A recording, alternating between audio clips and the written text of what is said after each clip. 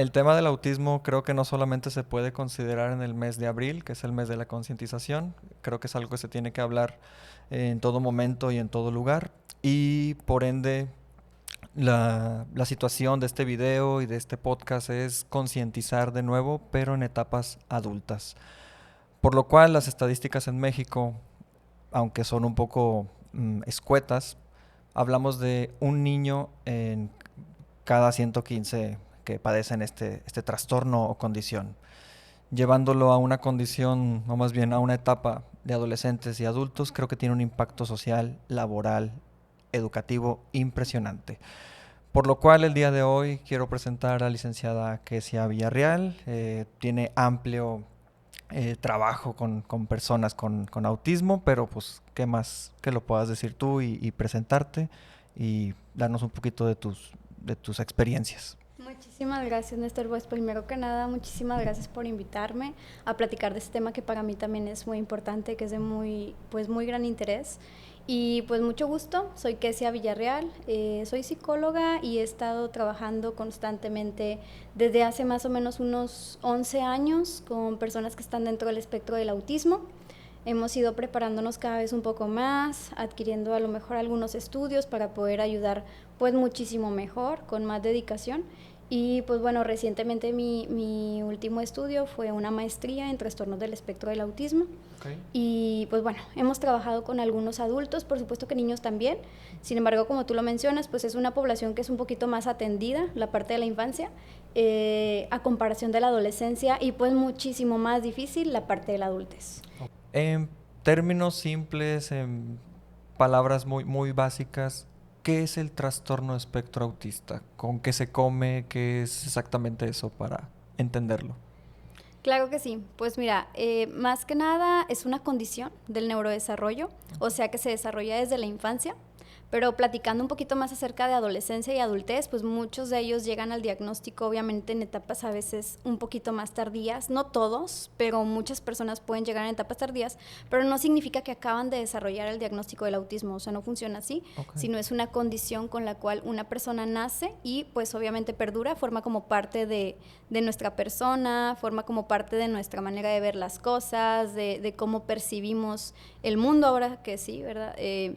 Y pues bueno, normalmente lo más relacionado a esto son dificultades, o así se le llama en el DSM-5, que después platicamos de eso, dificultades que están relacionadas con la interacción social, con la comunicación, con esta parte de cognición social, y algunos patrones de comportamiento que pueden ser distintos o que pueden ser percibidos de forma un poquito distinta en la forma en cómo se percibe ahora sí que el medio ambiente, en la parte sensorial o en cuestiones rutinarias y este tipo de cuestiones que ahorita con muchísimo gusto podemos llegar a profundizar, pero básicamente gira en torno a una condición del neurodesarrollo que toma en cuenta esta parte de interacción social, comunicación y de algunos comportamientos que a veces se manifiestan como de forma muy distinta a lo que lo hacen otras personas. Ok, o sea, entiendo que es una cuestión de siempre estuvo ahí.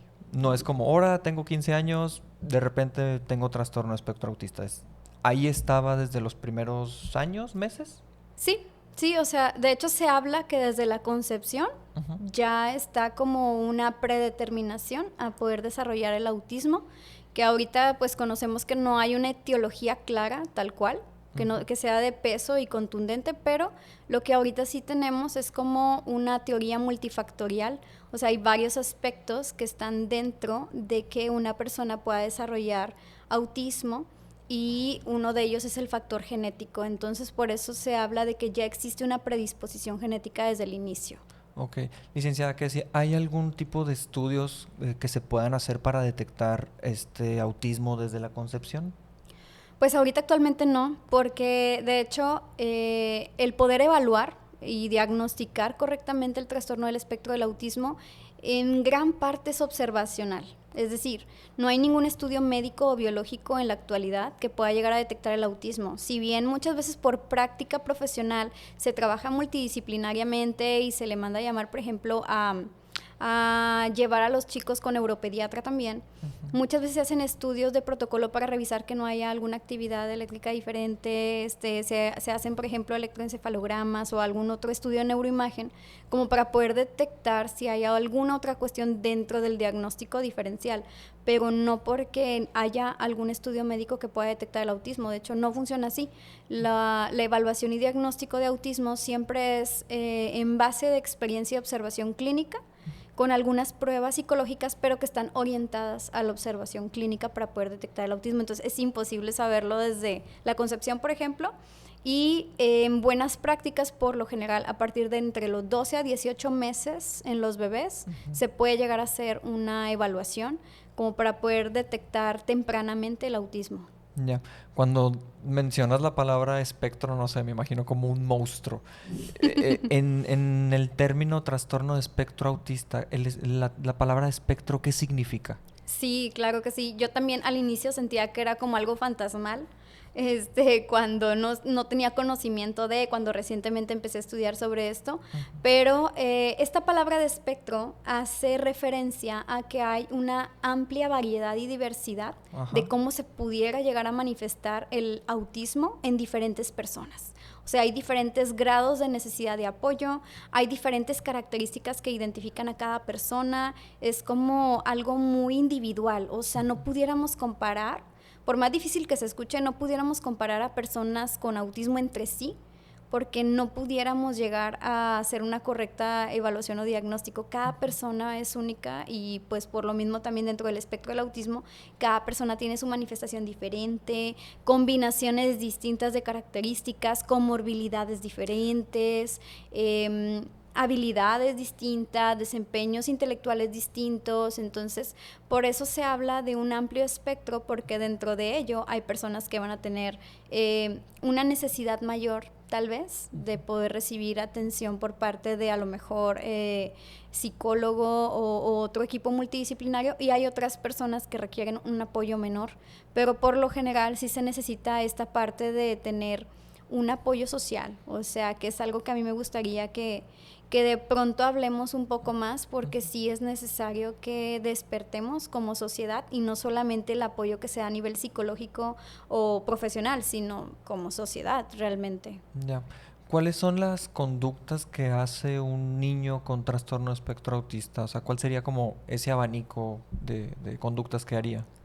Ok, pues bueno, mira, el DSM-5, que es un manual que utilizamos los psicólogos y también psiquiatras para poder encontrar diagnósticos, habla de algunos criterios para tomar en cuenta que alguien pudiera llegar a tener autismo. En este caso, si no me equivoco, son 5, del A al E en el abecedario. Y dentro de esos criterios hay características que se mencionan para poder hacer nosotros una correcta evaluación observacional y ver si se están presentando esas características, como por ejemplo, una de ellas es esta parte de la reciprocidad comunicativa y emocional, que si lo resumimos básicamente es que podamos tener una conversación basada en un interés mutuo, que podamos compartir, que podamos tener como conversaciones amplias de ida y vuelta, que sea por más de, no sé, unos cuantos turnos, que se pueda considerar como algo fluido, que pueda llegar a ver como esta armonía en el momento de poder interaccionar, y que no caiga todo el peso en una sola persona para mantener a lo mejor una conversación o para que la otra persona se sienta como más cómoda, sino que sea como algo muy compartido, algo muy mutuo. Y en esto pueden llegar a batallar de diferentes maneras. Si lo ponemos en ejemplo aterrizado más en niños, algunos niños pueden batallar, por ejemplo, en entablar una conversación, en ser ellos quien inician, y hay algunos otros adultos que también, hay adultos que también pueden ser como que te mencionan, ¿no? Yo he trabajado con adultos que me dicen, me cuesta mucho trabajo ser quien abre la conversación o ser quien empieza una conversación. También puede llegar a suceder, pero se puede manifestar de diferentes maneras, como por ejemplo saber cuándo cerrar una charla, o como en qué contexto yo sí puedo decir una cosa y en qué otro contexto como que no está bien visto, o cómo puedo hacer sentir a otra persona, no sé, que le estoy dando un consejo, que le estoy dando un apoyo.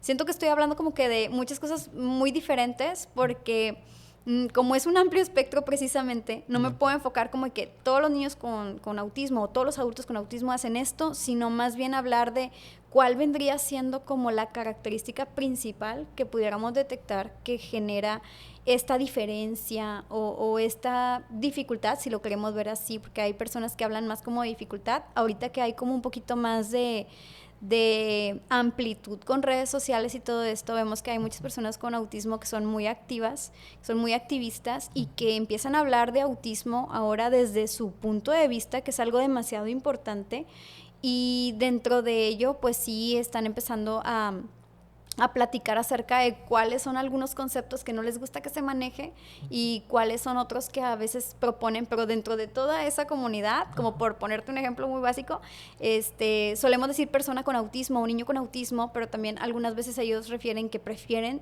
que se les diga niño autista, persona autista, y que no hagamos esto, pero hay otras personas que difieren. Entonces ya uno ya no sabe exactamente cómo manejarlo, pero dentro de esto creo que también es algo muy positivo que puedan alzar la voz y que puedan empezar a platicar acerca de cómo lo viven, porque gracias a eso podemos darnos cuenta de muchos otros factores que no vienen en el DSM-5, enfocándonos más en adultos, y que forma parte de la vida de un adulto, en donde manifiesta como que estas características que son recurrentes y que muchos se encuentran en común, como que, oye, yo también sentí algo así, que igual ahorita podemos también platicar sobre eso. Fíjate que esa parte que platicas lo he visto en YouTube y en TikToks y explicando como sus infancias y creo que realmente es algo duro para ellos porque de lo que mencionan es no entendía por qué pasaban cosas, me excluían, muchas cosas no sabía cómo procesarlas. Y recientemente fui a una taquería donde veo un chico que va de un pasillo a otro y va moviendo sus manos. Ok. Y se sienta, va con sus papás, no sé, tendrán 60 años, el chico tendría 20 aproximadamente. Pero él fue capaz de, aunque estaba haciendo algunos movimientos, de pedir sus tacos.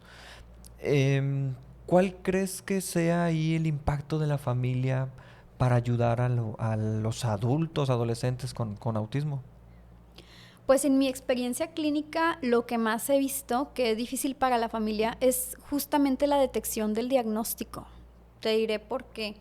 Como está dentro de un amplio espectro, y como antes no se hablaba mucho de esto, pues estamos hablando de chicos que ahorita a lo mejor tienen 20 años, que tuvieron una infancia en años donde ni siquiera se conocía tal cual el trastorno del espectro del autismo, y donde estaba como muy estigmatizado y era muy difícil para muchas familias poder identificar qué era lo que sucedía con sus hijos. Si yo te platico el punto de vista de algunos familiares que he llegado a entrevistar y que tomo historias clínicas de adultos, muchas veces me dicen, es que nosotros pensábamos que estaba chiflado. Es la palabra que más me suelen mencionar. Okay. O nosotros creíamos que él así era. O que era muy reservado, o que era una persona que casi no pensaba lo que iba a decir, como que no filtraba. Dentro de estas diferencias muchas veces me refieren a ese tipo de cosas, y pienso que desde la confusión de la familia, de no saber de qué se trata, no tienen idea de cómo ayudar o cómo empezar, de dónde partir, no hay un punto de referencia. Y dentro de eso, pues obviamente dentro de estas infancias, como tú lo mencionas, algunos chicos vivieron infancias un poquito más, a lo mejor más armoniosas, en donde pues pudieron llevar a cabo a lo mejor un poquito más de relaciones sociales satisfactorias, o que no sufrieron de bullying. Pero también hay otros chicos que no fueron nada beneficiados en su infancia y que sufrieron de bullying, o que pasaron situaciones mucho más complicadas, y que obviamente todo eso va como tomando forma en la adultez con otras heridas y con otras situaciones en nuestra salud mental. Pero para la familia muchas veces es difícil saber qué hacer. Es como, ¿qué hacemos? La gente de repente nos voltea a ver o nos critica. Por ejemplo, este ejemplo que me das del chico que va a la taquería y que a lo mejor va moviendo sus manos. Todavía estamos dentro de una sociedad que ve conductas que no se espera ver y las juzga o las critica. Y es duro para la familia porque quisiera inhibir. O sea, ¿cuántas veces yo te pudiera compartir que muchas personas me han dicho, es que ya no queremos que haga ese tic, o es que queremos que deje de hacer esa estereotipia motora, o que ahorita obviamente es un tema que se habla mucho, que es el stimming, que es esta autoestimulación que muchas veces ellos hacen o por necesidad o porque simplemente se siente bien. y a veces está muy cuestionado y está muy juzgado, pero no les hace daño, no es nada malo. Creo que más bien es algo que la sociedad tenemos que empezar a ver como algo que sucede y que no les está pasando absolutamente nada y que tenemos que respetar. O sea, así como no nos gusta que se nos queden viendo fijo cuando a lo mejor estás tú también teniendo un steaming, porque los neurotípicos también solemos tener steamings, o te está sonando la nariz, o estás haciendo cualquier cosa personal y no quieres que se te queden viendo, igual ellos. Entonces, creo que es importante respetar porque muchas veces optan por dejarlos. He tenido algunos pacientes adultos que me dicen, no, pues es que estoy tratando de dejar de hacer esto porque luego a las personas les parece extraño. O ya mis papás ya me han dicho, sí, ya lo sé, lo tengo que dejar de hacer. Y daña mucho esta parte de su propia identidad, de su propia persona, de su comodidad. Imagínate, tú te ríes de una forma y te dicen, es que no te rías así, ríete mejor así. O sea, entonces como que siento que también se viola mucho ese punto. O sea, entiendo que como sociedad también tendríamos que adaptarnos un poquito a esta condición, como en ser empáticos, ¿no? Claro, sería lo ideal. Si bien estamos pidiendo que muchas habilidades sociales las puedan llegar a formar por cierta necesidad de algo, también nosotros como sociedad tenemos que adaptarnos y tener esta empatía y esta sensibilización, porque ellos cuando tienen, por ejemplo, muy en particular un steaming o una estereotipia motora, no le están haciendo daño a nadie y la mayoría de las veces ni a ellos mismos, porque sé que hay algunas estereotipias motoras que sí pueden llegar a ser dañinas, ¿no? Y que sí hay que ayudarlos a gestionarla y a que puedan llegar a efectuarlo de otra forma, ¿no? Cuando sí son dañinas. No sé, por ponerte un ejemplo, a un chico le salió una dermatitis porque una de sus formas de estereotipia motora era como que morderse tantito y pues obviamente ahí sí se lesionaba. No lo hacía con el afán de lastimarse, realmente, pero pues es un ejemplo de una que sí se tiene que modificar. Ok. ¿Qué es una estereotipia y entonces sí tenemos que trabajarlas o no? ¿O cuáles sí y cuáles no? Ok, pues una estereotipia motora es un movimiento que se repite constantemente y que es un movimiento que por lo general hace una persona y que no le está ocasionando una actividad cerebral dañina, ¿no? O sea, por ejemplo, hay aleteos, hay personas que mueven los dedos o que a veces...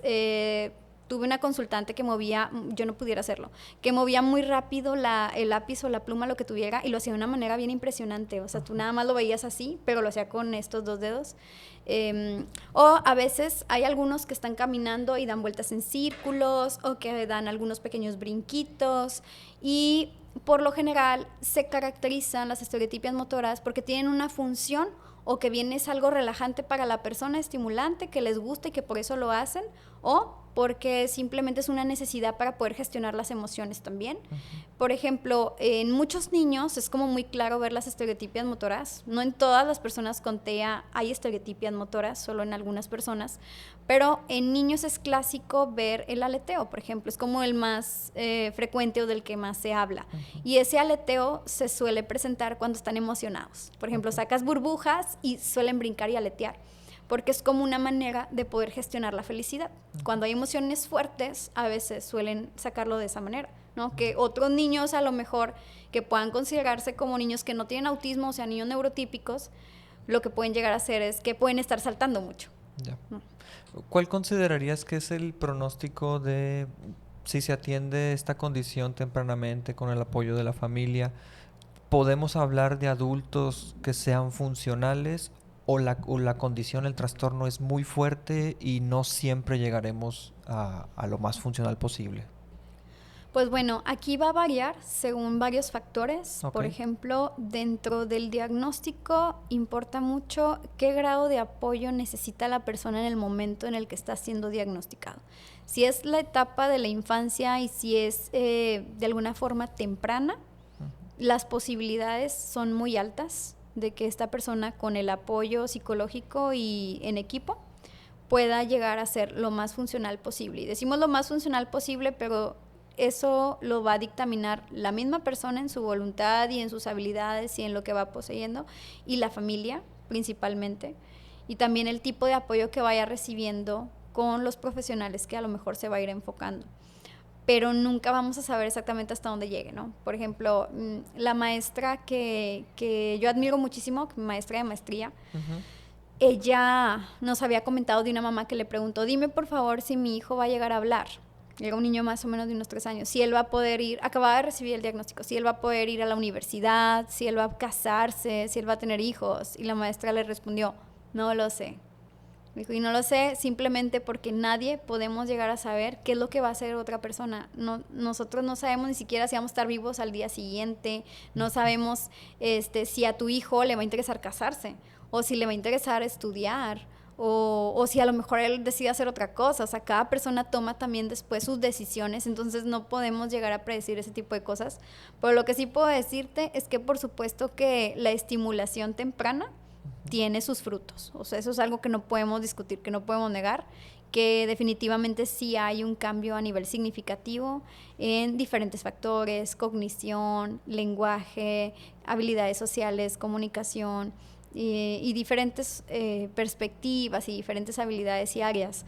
Pero esta parte funcional de la que tú me mencionas, pues va a depender de varios factores y también dentro del mismo diagnóstico, aparte del grado de apoyo que necesita la persona, existen comorbilidades, como por ejemplo, hay algunas personas que están dentro del espectro del autismo, pero también presentan trastorno por déficit de atención e hiperactividad, ¿no? Entonces, eso también es otro factorcito más. También pueden presentar alguna discapacidad intelectual, o sea que puede ser difícil a veces aprender y pueden llegar a tardar un poco más en aprender algunas cosas.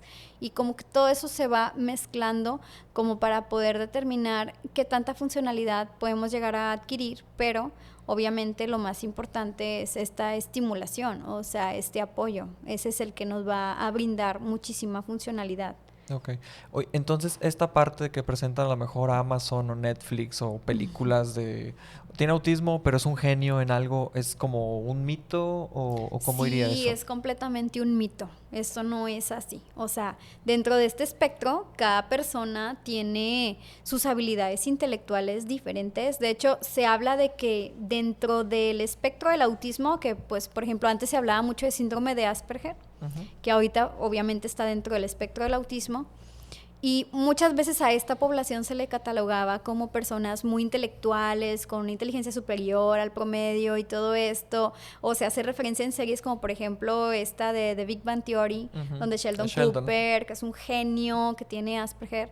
Y realmente no es así, aunque he de decir que al menos se estima que el 10% de la población que está dentro del espectro del autismo con un grado 1 de apoyo que pudiera ser, por ejemplo, esto que antes denominábamos Asperger, son savant, sí pueden llegar a ser genios, pero es un 10% de toda la población. O sea, sería un mito decir que las personas que tienen autismo son genios o que tienen mucha dificultad de aprendizaje. Pues eso va a variar y es según cada persona.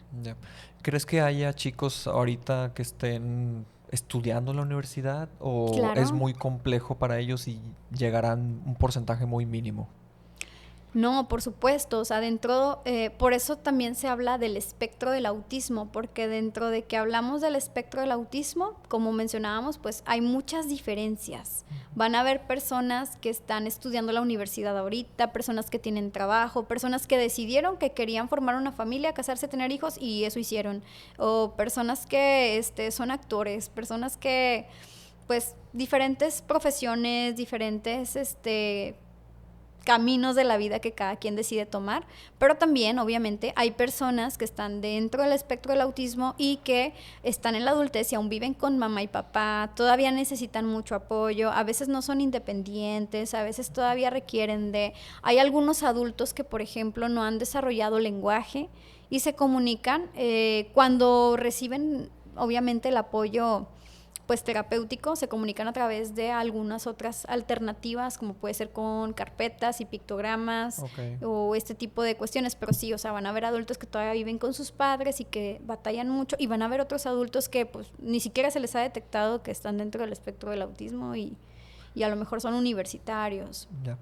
En este último grupo del que hablas, ellos pueden tener hijos y qué pasa con sus hijos, o sea... porque decías que tienen dificultades en la comunicación, en la interacción social. ¿Cómo se comunican con sus hijos? ¿O qué onda con eso? ¿O no hay casos registrados de esa parte?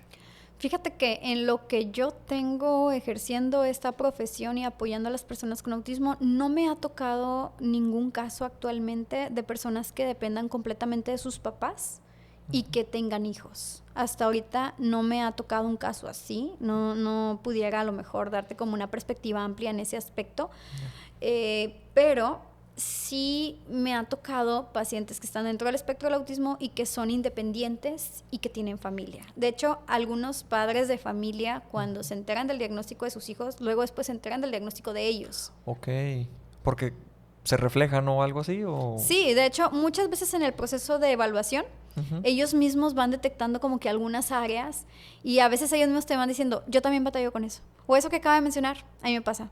O yo me siento así.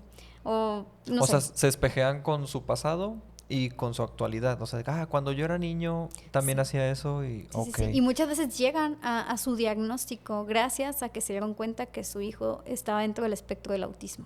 Oye, que sea, ¿y si, no sé, soy una persona con autismo, tengo familia, tengo buen trabajo? ¿Consideras que es necesario como que se hagan un diagnóstico o una evaluación psicológica, psiquiátrica? ¿O qué opinas de eso?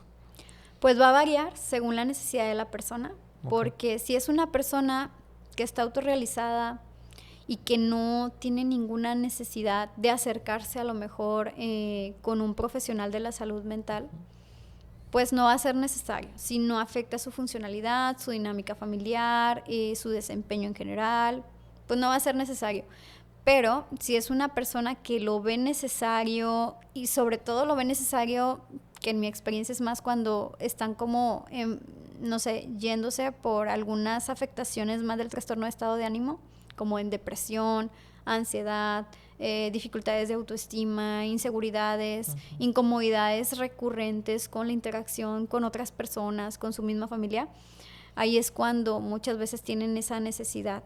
Muchos adultos que, por ejemplo, he tenido el gusto de conocer, que están dentro del espectro del autismo, hemos llegado a su diagnóstico no precisamente porque no consiguieran trabajo o porque no se autorrealizaran de la manera que quisieran, la mayoría llega autorrealizado, sino por afectaciones emocionales. Casi siempre son afectaciones emocionales y muchas veces ya pasaron con otros psicólogos o psiquiatras, a veces ya estuvieron medicados por dificultades de que están presentando depresión, que están presentando algún trastorno de ansiedad, porque pues sí, la carga mental que a veces conlleva ver las cosas de una forma distinta y sentir que tú no tienes el manual Como de que no todas las encajas. personas, que todas las personas ya saben cómo actuar, qué hacer, qué decir, y dices, yo falté a esa clase, Ajá. porque yo no sé hacer eso.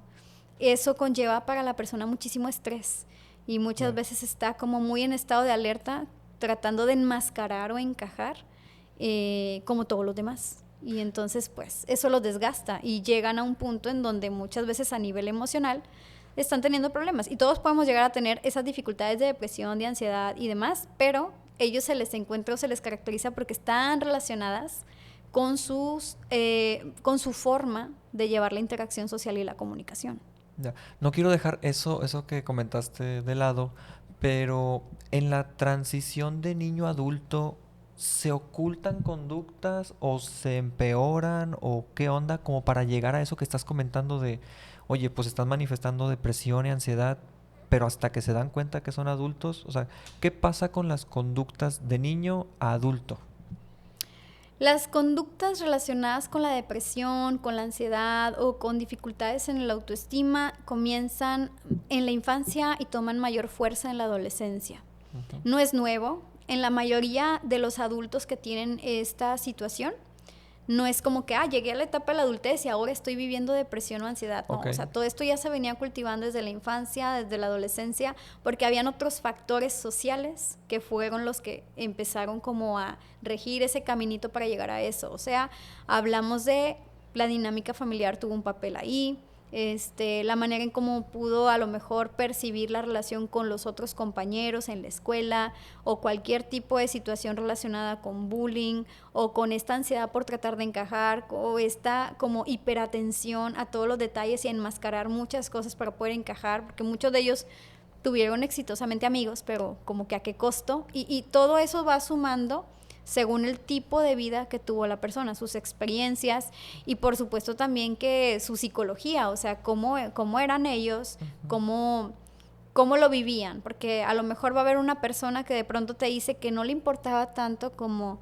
que era lo que opinaban los demás, y va a haber otro que te va a decir que sí, que eso lo era todo, y obviamente eso va como a influir mucho en qué tanto daño o qué tan desgastante fue lo que viviste. Ya. Que sea, ¿por qué una persona que tiene todas estas conductas, sintomatología, por qué no tendría un diagnóstico? O sea, ¿cómo fue que nadie se dio cuenta que lo tenía? O a lo mejor, ¿cómo fue que él no se dio cuenta? Fíjate que cuando los entrevistas, adultos que ya después tienen el diagnóstico te hablan del alivio que sienten. En la mayoría de los casos me toca como, ¿qué alivio? O sea, Así, cuando les dices, ¿qué alivio? sí tienes Ajá, autismo. estás dentro del espectro del autismo, hemos encontrado esto y eso en todas las pruebas, tal. ¿Qué alivio? Y a veces lloran del alivio. Y a mí me ha impresionado mucho eso, porque cualquier otra persona pudiera pensar que a algunos les puede generar mucho malestar o una depresión recibir ese diagnóstico. Y la verdad es que no, es que ellos han estado luchando toda su vida con tratar de enmascarar, con tratar de encajar, con tratar de entender qué es lo que pasa. Y por fin reciben una respuesta. Entonces, cuando recibes una respuesta y cuando tienes un conocimiento sobre qué pasa, definitivamente sientes que tienes control. Okay. Y como que el sentir que estás sin control todo el tiempo es desgastante, es mucha incertidumbre, es mucho estrés, y el hecho de llegar a algo de, ok, ya sé de qué se trata. Ya encontré la respuesta. Ya encontré la respuesta, ya sé a partir de dónde partir. Eso es algo que por lo general sucede, y cuando indagas su infancia, que por ejemplo, a mí me gusta mucho, que pues obviamente es recomendado, cuando haces una evaluación a un adulto, indagar la infancia, porque es una condición del neurodesarrollo. Y indaga la infancia literalmente con los abuelitos, que son sus padres, y que a veces me ha tocado, por ejemplo, la señora más grande que me tocó tenía como 75 años. Okay. Y los entrevistas y platicas de la infancia, y lo que ellos te suelen decir es, no, pues es que ella así era bien curiosa. Era bien curiosa, pero cuando empiezas a preguntar datos relacionados a cómo se fue desarrollando la parte social, contacto visual, sonrisa social y todas estas cuestiones, normal. A la etapa que es esa, normal. Siempre contestan normal. Entonces, esto ya es intuición mía. Yo pues obviamente dejo abiertas las opiniones de cada quien, pero creo que tiene que ver con que antes era muy señalado y muy estigmatizado cualquier cuestión que no fuera lo normal, o lo promedio, o lo esperado. Entonces, como que evitaban cualquier tipo de respuesta que no fuera lo normal. Así como literalmente me contestan, normal, normal, normal. Pero como no tienen este conocimiento de qué es normal y anormal, ¿no? Por eso creo que a lo mejor la población nos perdemos en eso. Oye, ¿y qué le recomendarías a un adulto que ahorita te está escuchando y dice, ay, muchas cosas encajo? O sea, ¿a dónde tiene que ir? ¿Con qué profesional tiene que ir? Pues de preferencia buscar un psicólogo que tenga experiencia en autismo, muy específico. Porque, pues si hago un pequeño paréntesis, te cuento una historia así breve. Por favor. Una consultante que yo recibí decía que venía conmigo porque necesitaba ayuda por haber ido al psicólogo. Así literal me lo dijo. Es que me siento muy mal y el motivo de consulta era, necesito ayuda porque fui con una psicóloga. Entonces me pareció muy curioso, pero ya cuando indagué, ella se sentía muy mal porque la psicóloga que trabajaba con ella, que obviamente tenía muy buenas intenciones, estaba buscando como poder detectar qué era exactamente lo que sucedía con ella, y dentro de esto pues le dio un diagnóstico de trastorno límite de la personalidad, y ella no se sentía nada identificada, y llegó un punto en su vida donde se sintió completamente identificada al investigar sobre autismo, y dijo, es que yo tengo autismo, y llegó como a esa conclusión.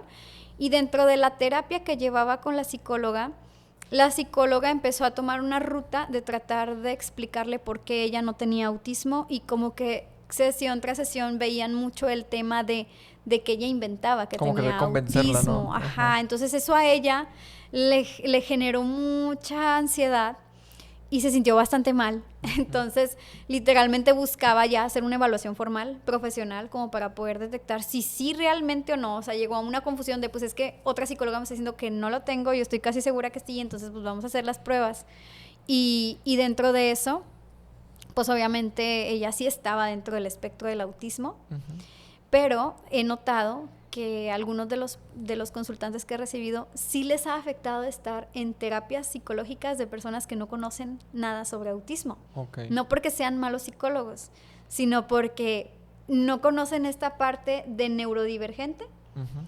y están esperando dar la atención como convencional, típica, que puede tener, no sé, un enfoque cognitivo-conductual, un enfoque psicoanalítico, breve sistémico, pero a como normalmente se atiende a personas que están, pues ahora sí que en la parte neurotípica. Ujú. Y ellos algunas veces necesitan otro tipo de atención y no precisamente como los enfoques lo dictaminan. Por ejemplo, breve, Ujú. no a todos les gusta la hipnosis clínica o no todos van a sentir que están identificados con tanta metáfora, quebrándose la cabeza Ajá. con el lenguaje literal que muchas veces manejan, tratando de entender como que por qué esa metáfora les tiene que hacer sentir mejor. Ya. Entonces, más que Entiendo. alivio, algunas veces genera como confusión. Y esa confusión, pues no les da a lo mejor esa calma que están buscando cuando van a terapia.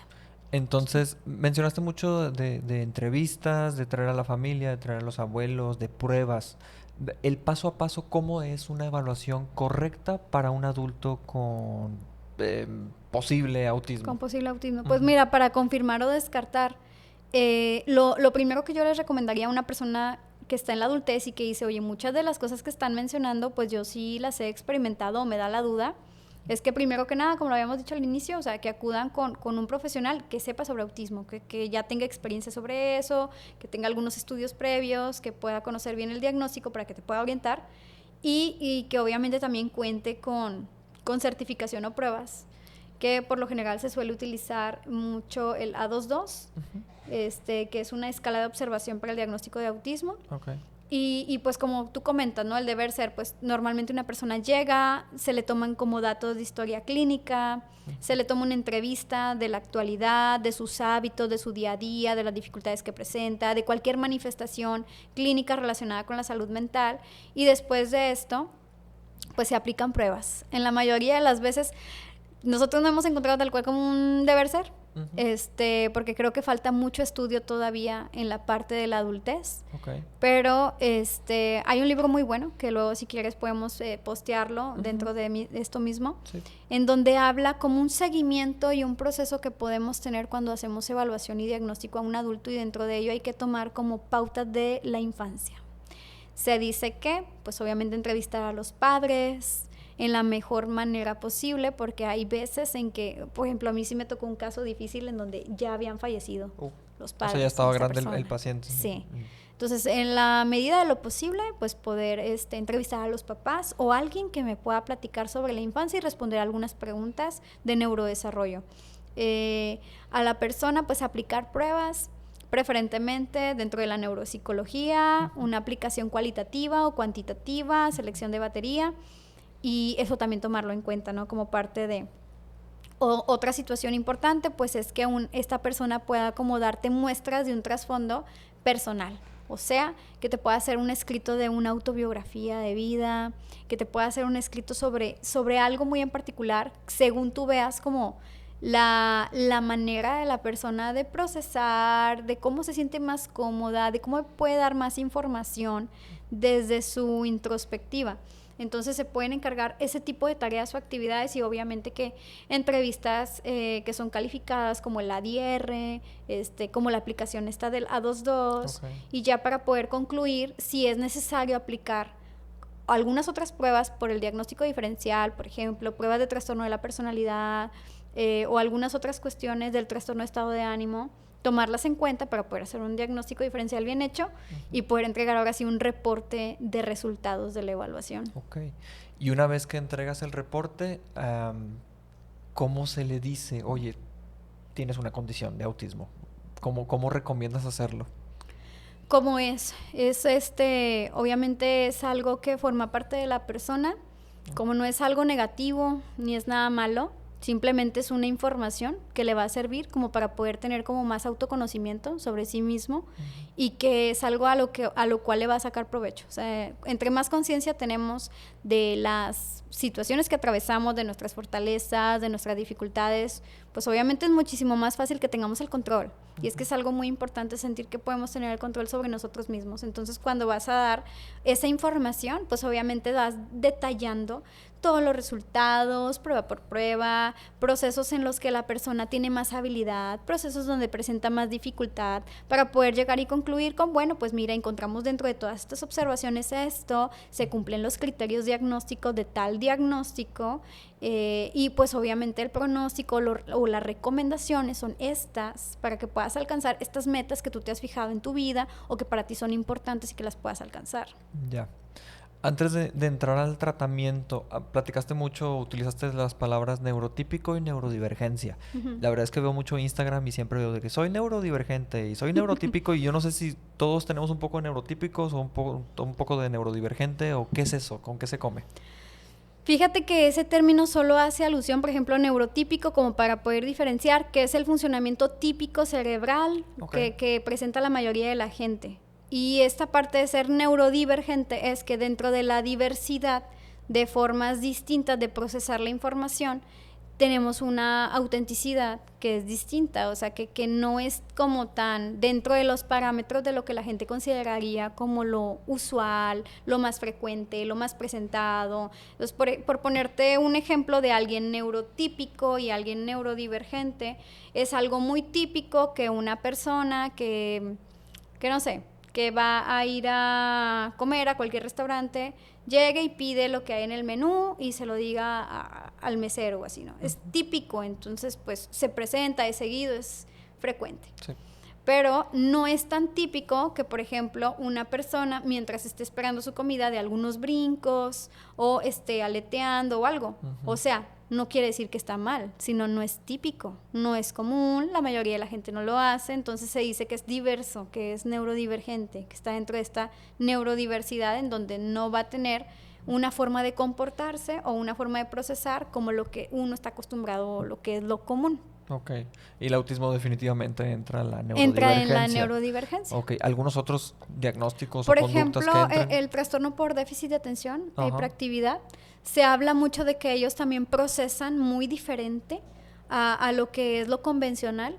Entonces ellos también tienen una forma, una perspectiva diferente porque realmente su atención es distinta. O sea, no es que no tengan la capacidad de poner atención, sino que tienen una forma diferente. Yeah. La atención la manejan distinto. Pero dentro de estas tareas que uno espera, pues a veces ellos pueden llegar a tener fallas en esas áreas y como otras habilidades muy excepcionales en otras. Ok. Ahora, te quiero preguntar, ¿cómo procesa la emoción o los pensamientos una persona con autismo? O más bien, ¿cómo se trabaja después de que ya le dieron el diagnóstico la persona con autismo? ¿Se puede trabajar? ¿No se puede trabajar? ¿Qué se hace en la terapia con una persona con autismo? Fíjate que la terapia va a ir muy en dirección a lo que la persona desea. Es muy importante tener ese respeto, sobre todo cuando ya tienen esta capacidad de poder ser ellos quienes te van solicitando qué es lo que ellos desean.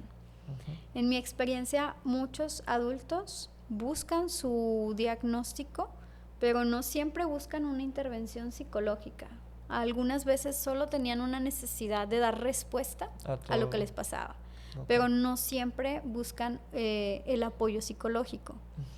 Hay otras personas que muchas veces han sentido situaciones que les han dañado de alguna manera su tranquilidad, su paz, su salud mental, y casi siempre consultan por ese tipo de razones. O sea, es decir, no es el autismo el que los lleva a tener una necesidad de terapia psicológica, sino más bien es las experiencias de vida y lo que empiezan a desarrollar a raíz del autismo, lo que muchas veces requieren atención. Por ejemplo, situaciones comunes en las que un adulto necesita apoyo, si entran ansiedad, depresión, problemas de autoestima, algunas veces dinámicas familiares no funcionales en las que buscan obviamente modificar todo esto.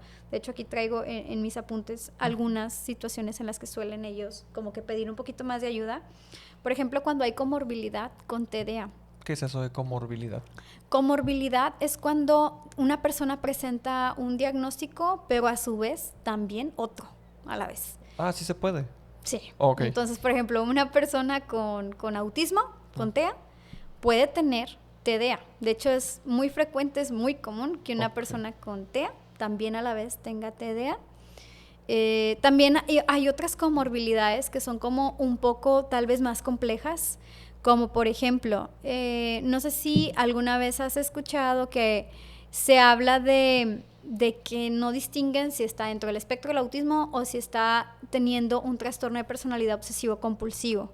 Okay. Porque a veces piensan recurrentemente lo mismo, son pensamientos como muy invasivos, conductas muy repetitivas, y eso algunas veces lo confunden con TOC o TEA, y a veces no saben exactamente de qué se trata, pero también realmente existe una comorbilidad que se puede llegar a desarrollar. Cuando para la persona de verdad es como muy difícil esta parte de intereses selectos, esta parte rutinaria de manejar, sí puede llegar a presentar, sobre todo en la etapa de la adultez, un trastorno de personalidad obsesivo-compulsivo. O sea, sí existen diferentes comorbilidades. O sea, estoy entendiendo, el TEA es un trastorno del neurodesarrollo, pero puede generarse un trastorno emocional de personalidad también. Sí, o un trastorno depresivo, bipolar, cuadros de ansiedad dentro del espectro del autismo. Exacto. ¿Y eso sería a raíz del trastorno espectro autista o es otra problemática? No sé, por ejemplo, un duelo o que perdió a su papá. Sí, es muy situacional. Era como te comentaba, o sea, es como la vida y los factores sociales y ambientales que a veces la persona vive, que la persona presenta y que por eso puede llegar a desarrollar pues alguna otra situación, excepto el TDA. Porque el trastorno por déficit de atención e hiperactividad también es otro trastorno del neurodesarrollo, es decir, o sea, también desde la concepción, desde la infancia, es algo que se presenta, no es como que llega por alguna situación. Muy bien. Oye, Kesia, ¿crees que la sociedad, las empresas, están haciendo algo para la inclusión de estas personas? De tu perspectiva, ¿qué has visto? Digo, vamos a algunos lugares, al cine o a comprar comida rápida y vemos algunas personas con una condición, con algo. Pero, ¿crees que se está haciendo algo en políticas públicas como para ingresar a estas personas o los sientes un poco desamparados? Yo creo que sí, con el avanzar y con esta parte de ir concientizando más, hablando más sobre autismo, más personas se van interesando en el tema. Y creo que ya a nivel empresarial también están como empezando a tener esta responsabilidad social de tener más apertura y de poder, pues obviamente apoyar en general lo que es la neurodiversidad, o sea, personas que tienen un procesamiento distinto al igual que personas que tienen un funcionamiento típico. Entonces, yo creo que sí hay una diferencia, o sea, si hay una diferencia marcada, por ejemplo, a una década atrás, sí hay un cambio. Que sea el cambio que ahorita necesitamos, lo dudo mucho. Creo que todavía falta un largo camino a recorrer. ¿Qué crees que falta? O sea, ¿qué cosas puntuales crees que son las que...? Yo creo que falta que pueda haber un poco más de difusión y preparación, capacitación a las personas en general, porque algunas veces tratan de apoyar con lo que tienen, pero no siempre tienen el conocimiento sobre eso y eso genera que puedan llegar a tener algunos errores que a veces para algunos son importantes. Entonces, me parece que ayudaría muchísimo que tal vez dentro de nuestra misma cultura se sepa más. Por ejemplo, voy a mencionar una situación. Nosotros, no voy a mencionar esa profesión, obviamente por anonimato, pero hemos consultado a una persona que está dentro del espectro del autismo, que tiene una profesión que obviamente hace que se relacione con muchas otras personas también dentro de esa misma profesión. Y es una profesión que según le da como que bastante peso a la inclusión. Ok. Le da muchísimo peso a la inclusión, a esta parte educativa, esta parte de ayudar, esta parte de generar programas, de apoyar, de capacitarse sobre el tema, y defienden muchísimo el tema de la inclusión. Pero a esta persona que está dentro del espectro del autismo, pero que no tiene manifestaciones tan claras porque tiene un enmascaramiento, porque ya es una persona adulta, porque tiene ciertas cuestiones que dentro del espectro se pueden llegar a confundir, pues la han atacado muchísimo. Porque tiene como algunas formas de reaccionar que no son típicas. Okay. Y como no son típicas, pues entonces no es como debería de ser, y entonces se ha sentido como muy desamparada. Y los demás no la entienden. No la entienden. Okay. Le ha pasado cosas que la han hecho sentir muy mal, que por supuesto por eso ha llegado a recibir el apoyo, porque se ha sentido bastante mal en relación a eso. Y pues bueno, ha estado con un proceso de evaluación diagnóstica, pero ¿qué pasará? ¿Lo querrá compartir? ¿Querrá compartir, por ejemplo, que está dentro del espectro del autismo? Como, ¿qué reacción tendrían las demás personas que están defendiendo esta inclusión? Que están hablando a los demás sobre respetar esto, y de repente darse cuenta que ellos mismos le están dando la espalda o están fallando inclusivamente con alguien. Ok. Es un muy buen ejemplo. Ajá, claro. Es lo complejo de, ¿realmente sabes lo que es el autismo? O sea, ¿realmente tienes idea de lo que también estás tratando de apoyar? Porque no podemos nada más estigmatizar o categorizar en ciertas cuestiones o características a alguien. Yeah. Y yo pienso que lo mejor para todos es, obviamente, siempre ser amable y respetuoso y con cualquier persona. Neurotípicos y neurodivergentes. Okay. Exacto. ¿Para qué vas a errar con eso? Como contigo sí, tú sí lo ocupas, tú no. Ya. Ahorita que platicas de esto, ¿hay algunas diferencias si soy chico, si soy chica, si soy adulto, si soy mujer, hombre? Sí, la verdad es que sí, qué bueno que lo mencionas, porque la mayoría de las mujeres batalla muchísimo para recibir su diagnóstico de autismo. O sea, muchas veces, de hecho, los criterios diagnósticos del DSM-5, que era el libro que les mencionaba, con el que nos basamos. La Biblia. Exacto, la Biblia de los psicólogos y los psiquiatras. Pues muchas veces está basado en características o manifestaciones que presentan mayormente niños varones. Entonces, obviamente se pierde mucho de lo que un adulto con autismo pudiera presentar, y por supuesto que más aún una mujer. Entonces, sí hay diferencias a nivel de observación clínica. Por ejemplo, las mujeres suelen tener desde la infancia aún más este enmascaramiento que normalmente desarrolla el adulto varón, que puede enmascarar a lo mejor algunas cosas. Bueno, ellas desde niñas tienen como un poquito más de habilidad de imitación, tratan de camuflajearse bastante bien, como un camaleón, y es más difícil poder llegar a la detección. Sí, mencionamos también la parte cultural de exigirles un poco más. A ver, explícame un poquito más eso. O sea, ¿a la mujer se le pide más o son más inteligentes? Hemos ¿o notado que en escuelas y en contextos familiares hay una diferencia en cómo van recibiendo a lo mejor la exigencia las niñas a diferencia de los niños. Y esa exigencia, pues muchas veces genera más habilidades sociales por necesidad en niñas. Sin embargo, tiene su costo, como lo habíamos mencionado ahorita. O sea, cada persona lo vive diferente y no sabemos qué hay detrás de por ejemplo, esa exigencia. Si genera o marca algunas heridas y la manera en la cual se exige o cómo se lleva a cabo en la dinámica. Pero muchas veces ellas logran hacer esto. O sea, yo tengo un ejemplo súper claro, porque recibí a unos hermanitos que ellos ya están en la etapa de entre adolescencia y adultez, 18 y 20 años. Entonces, la niña, o bueno, la adolescente adulta, que tiene 18, es la más chica. El muchacho tiene 20. Pero quien ha desarrollado muchísimas más habilidades de ocupación, de cuestiones como que del hogar y todo esto, es ella. Ella le hace de comer a su hermano, ella pues lava, hace muchísimas cosas, y el hermano cumple con solo una tarea del hogar, y la mayoría de su tiempo pues es de ocio, porque ninguno de los dos estudia ni trabaja. Entonces, mamá pues los deja encargados en casa, pero ella es la encargada y es la menor. O sea, la repercusión emocional la va o la está cargando la chica, ¿no? Pues sí. O sea, el machismo también afecta a la neurodivergencia. Sí, sí, por ponerlo así. Ok. Pues ya un poquito para ir cerrando, Sí. quisiera que me platicaras un caso que te haya marcado y que sea de éxito en algún adulto o adolescente o Qué familia. difícil porque tengo muchos. Ah, excelente, qué bueno.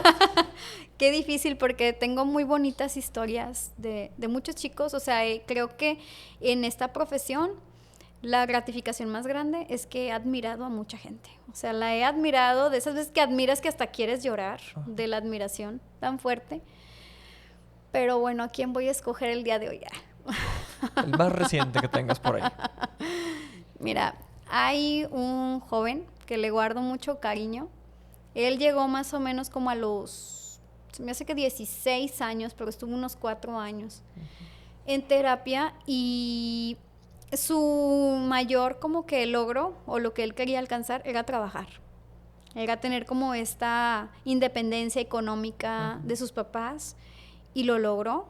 Entonces, estuvo intentando también estudiar y meterse a diferentes carreras, como que entraba a una y luego no es lo mío y presentaba en otra carrera. Entonces, ya en lo último, cuando decidimos concluir con las actividades terapéuticas, él ya había logrado encontrar trabajo, estaba trabajando en algo que le gustaba mucho, lo disfrutaba, se llevaba muy bien con compañeros, empezó a relacionarse más como a tener un poquito más de amistades. Ajá.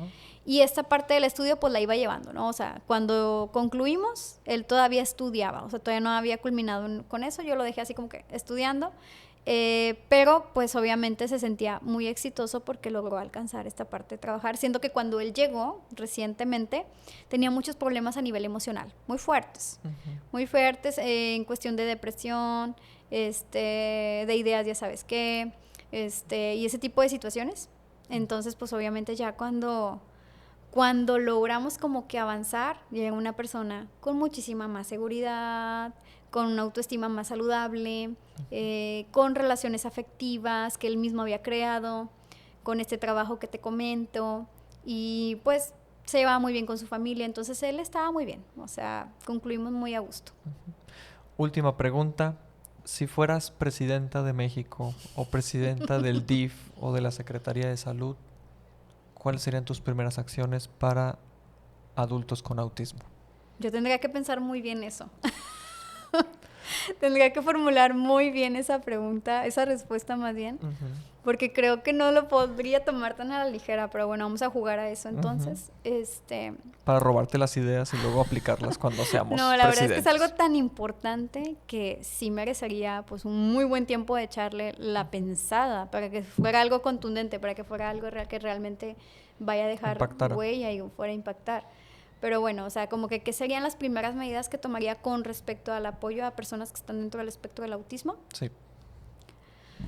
¿O Yo qué dejarías de pienso, hacer? ¿O qué dejarías de hacer de lo que ves que tú están haciendo las autoridades? yo creo que lo más importante sería apostarle a la escuela, porque en constantes reuniones escolares que hoy, el sistema educativo que hay no es favorecedor en general para personas, Para nadie. para nadie, ajá, y personas que están dentro del espectro del autismo, de cualquier grado, en cualquier parte del espectro, no es beneficioso. O sea, no es beneficioso ni tanto para personas que están en un grado de apoyo 1, ni personas que están en un grado de apoyo 3. Nos falta mucho personal, no tienen ni idea de lo que es el autismo. Cada maestra que vas a visitar es psicoeducarla, y pues es psicoeducarla en 15 minutos o así lo que dure la junta sobre lo que es el autismo. Falta personal, falta como que un poquito más de herramientas, incluso te cierran la puerta porque no puedes llevar una maestra sombra en sistema público, según esto, ¿verdad? Ajá. Que hay otros que lo han logrado. Y todo esto es difícil, es muy difícil, porque para muchas familias es como, si tengo el sustento económico como para poder llevar a otro personal que es ajeno a la escuela, pero que va a apoyar a mi hijo y tampoco se puede, pues, ¿qué consideraciones se puede tomar en cuenta? Entonces, ¿qué pudiera ofrecerme a mí el sistema educativo para que pueda salir adelante mi hijo o mi hija? Y creo que el factor educativo es la segunda casa de los niños, de las personas. Y creo que muchas impresiones o muchas vivencias o la historia de las personas giran en Se torno. generan ahí en la escuela, claro. Licenciada Kesia, y antes de irnos, nos gustaría saber sus redes sociales, dónde la podemos encontrar. Sí, claro que sí, con mucho gusto. Pues nos pueden encontrar, por ejemplo, en Instagram como Plantea Psicología. Ujú. Y en Facebook, pues eso es un poco más largo, es Plantea Psicología Integral y Desarrollo. Ok. Como Entonces, quiera lo por ahí dejamos nos ahí pueden- en la Ok. descripción y aquí debajo del micrófono. Perfecto, muy bien. Muy bien. Muchas gracias. No, a ti.